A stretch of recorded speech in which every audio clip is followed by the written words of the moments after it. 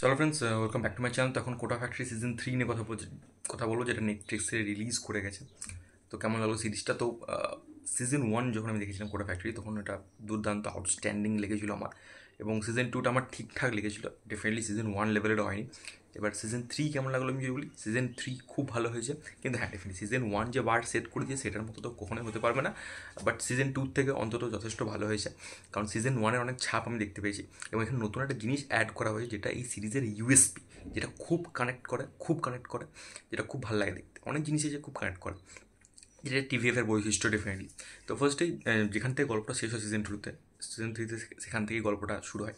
এবং বিভিন্ন ধরনের জিনিসপত্র আছে। তো আমি বেশি ডিটেলসে গেলাম না। জিতু ভাইয়ের একটা অফার আছে, সে কি যাবে কি যাবে না, এবং এদের রেজাল্ট কী রকম হচ্ছে, কে পাস করছে কে ফেল করছে, সেটা দেখতে হলে আপনাকে সিজন 3টা নেটফ্লিক্স থেকে দেখে নিতে হবে। তো এখানে অনেক জিনিস দেখানো হয়েছে, অনেক ইস্যুকে অ্যাড্রেস করা হয়েছে, যেগুলো খুব ভালো, ইন্টারেস্টিং। আমি প্রথম যেটা কথা বলবো, যেটা খুব এই সিজনের ইউএসপি, যেটা আমি অনেক সিরিজে দেখতে পাইনি, এবং যেটা সচরাচর দেখা যায়ও না, সেটা হচ্ছে স্টুডেন্টদের যে ট্রমা, স্টুডেন্টরা যে ট্রমাতে ডিল করে, তাদের দেখার জন্য টিচাররা রয়েছে, জিতু ভাইয়া রয়েছে।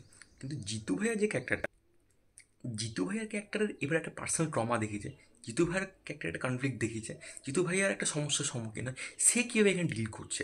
সে একটা কাউন্সিলরের মানে একটা সাইকেট্রিস্টের কাছে কাউন্সিলিং করছে, তার তার একটা পার্সোনাল ট্রমা চলছে। এবং সেখানে একটা মেটাফর ইউজ করা হয়েছে, সেটা হচ্ছে যে সে তার বাড়ির দেওয়াল একটা জায়গায় জং ধরে গেছে, বিভিন্ন ধরনের লেগেছে।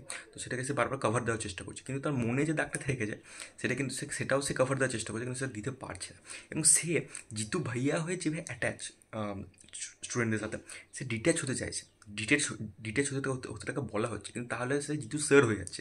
বাট জিতু স্যার হয়ে সে সেই স্টুডেন্টদের সাথে ভালোভাবে জুড়তে পারছে না।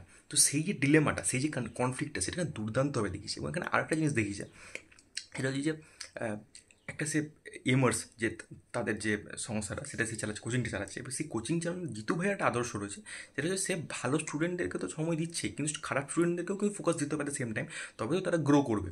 যেটা কিন্তু আজকালকার শিক্ষা ব্যবস্থা হয়ই না, খারাপ স্টুডেন্টদেরকে দেখাই হয় না ভালোভাবে। সেটা কিন্তু আমি প্রচণ্ডভাবে রিলেট করতে পারছি, কারণ দেখেছি এগুলো। বাট ওখানে একটা স্যার রয়েছে, অঙ্কের গগন স্যার, তার সাথে তার একটা কনফ্লিক্ট চলছে, তার সাথে তার একটা দ্বন্দ্ব চলছে। সে বলছে যে না, যদি আলটিমেটলি দিনেশের র্যাঙ্কটাই দেখা হবে, যে এই মাসে মানে তার কোচিং সেন্টারে কত ছেলের অ্যাডমিশন নেবে, র্যাঙ্ক যত ভালো হবে তত তার পাবলিসিটি বাড়বে। এবার সেও তার দিক থেকে ঠিক, জিতু ভাইয়ার আদর্শগত দিক থেকে তার দিক থেকে ঠিক। তাদের দুজনের যে কথাবার্তা, সেই এটা শুনতে খুব ভালো লাগে। আরেকটা জিনিস আছে, মিনার যখন ওর একটা ফিনান্সিয়াল ক্রাইসিস চলে আসছে, এবং সে দুটো টিউশন নিয়ে নেয়, তার ফলে তার পড়াশোনাটা ব্যাঘাত ঘটে। সেখানে জিতু ভাইয়া তাকে যেভাবে বলে, তাকে যেভাবে এক্সপ্লেন করে বোঝায়, এবং সেখান থেকে কীভাবে সে বেরোচ্ছে, সেগুলো কিন্তু দেখার মতো বিষয় আছে। এবং আরও একটা জিনিস আছে যে মানে এখানে বিভিন্ন ধরনের জিনিসকে একটা স্টুডেন্টকে কাকে কাকে খুশি করবে, একে খুশি করবে না ওকে খুশি করবে, এখানে নাম্বার নেবে না ওখানে নাম্বার দেবে। তো সেটা নিয়ে ব্যবহারের যে ক্যারেক্টারটা, মানে ময়ূর মোড়ে যেটা প্লে করেছে, তার একটা আউটস্ট্যান্ডিং মনোলোগ রয়েছে, যেটা ফার্স্ট সিজনও ছিল, যদি মনে করে দেখেন, ওই ক্যান্টিনে টেবিলে ছিল। এখানেও একটা সিন রয়েছে খুব মনোলগ, এবং সেই মনোলগটা এতক্ষণ ধরে চলে, এবং ক্যামেরাটা ওর চারিপাশে না মানে রোটেট করে এভাবে, রোটেট করে। এবং সেই সিনটাতে ওর যে মনোলগটা যে দিয়েছে, যে পারফরমেন্স দিয়েছে ময়ূর মোড়ে, আউটস্ট্যান্ডিং পারফরমেন্স দিয়েছে। এবং জিতু ভাইয়াকে নিয়ে আমি কিছু বলার নেই, জিতু ভাইয়া জিতেন্দ্র কুমার, মানে তার এখানে আরেকটা, যেহেতু একটা শেড, একটা কনফ্লিক্ট অ্যাড করে দিয়েছে না রাইটার্সরা, তো সেখানে তার পারফরমেন্সটা আরও খিলে ওঠে, আরও বেড়ে ওঠে। যেটা আমি এখানে আগে প্রমোতেও বলছিলাম, যে জিত কি তৈয়ারি নেই, তৈয়ারি জিত হয়। তো ওটা নিয়ে যেভাবে চলে, এবং তার একটা অফার আছে মিনিস্ট্রি থেকে, এডুকেশন মিনিস্ট্রি থেকে, তাকে জয়পুর যেতে হবে। এবার সে কি যাবে, নাকি সে কোটাতে থেকে যাবে, সেটা কিন্তু খুব ইন্টারেস্টিং দেখার মতো বিষয়। এবং সিজনটা যেখানে শেষ হয় না, ও মানে আপনি সত্যি বলছি, মানে যারা কোটা ফ্যাক্টরির সাথে খুব ভালোভাবে জুড়ে আছে যারা রেগুলার দর্শক ওরা, তার কিন্তু মনটা ছুঁয়ে যাবে, তার মনটা একটু হলেও ভারাক্রান্ত হয়ে যাবে। একটা লাস্টের সিন আছে, যে ব্যবহার ক্যারেক্টারটা এবং জিতু ভাই ক্যারেক্টারটা, ব্যবহার একটা অটোতে থাকে, আর জিতু ভাই একটা 4 চাকা গাড়িতে করে যায়। দুজনে নাকি দুজন পাশাপাশি যাচ্ছে, এবার ক্যারেক্টার যেতে যেতে যেতে দুটো লাইনে, দুটো রাস্তায় দুদিকে দুটো বাঁক নিয়ে নেয়। ওখানে একটা মেটাফার যেটা ইউজ করা হয়েছে, সেটা আমি বলবো না কী ইউজ করা হয়েছে, কেন ইউজ করা হয়েছে, সেটা ক্লাইম্যাক্সটা দেখলে বুঝতে পারো। তো সেটা দেখতে খুবই মানে ইমোশনাল হয়ে গেছিলাম, আমি সিরিয়াসলি বলছি। এবং ক্যামেরা যেভাবে ইউজ, একটা সিনে যে উদয় আর ওর গার্লফ্রেন্ড একটা স্কুটি করে যাচ্ছে, ওখানে ক্যামেরাটা যে জায়গায় রাখা হয়েছে, সেখান থেকে যাচ্ছে ওরা, একটা কচুরি কিনছে, সেখান থেকে আয়নাতে রিফ্লেকশন যে শটটা নেওয়া হয়েছে। তো ওভারঅল ক্যামেরা বা টেকনিক্যাল অ্যাসপেক্ট দুর্দান্ত।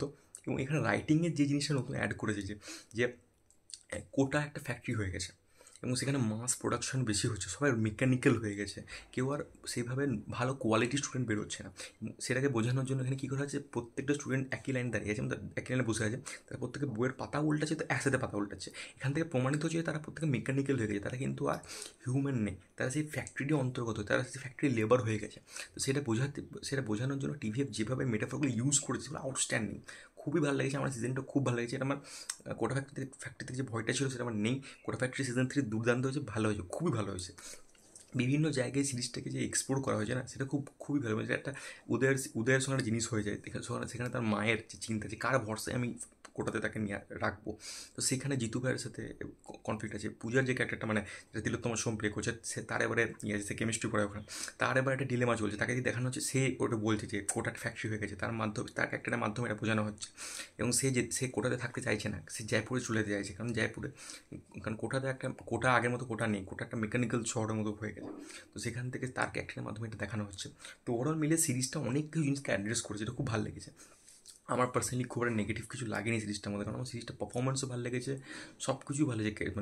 মানে সিরিজটার মধ্যে প্রথম এপিসোডে একটা যেটা দেখানো হয়েছে যে ওই ব্যাপারে একটা কাজিন আছে, ঠিক আছে, ও খুব সাকসেসফুল হয়ে গেছে, মানে ও আইপিএলে চান্স পেয়ে গেছে।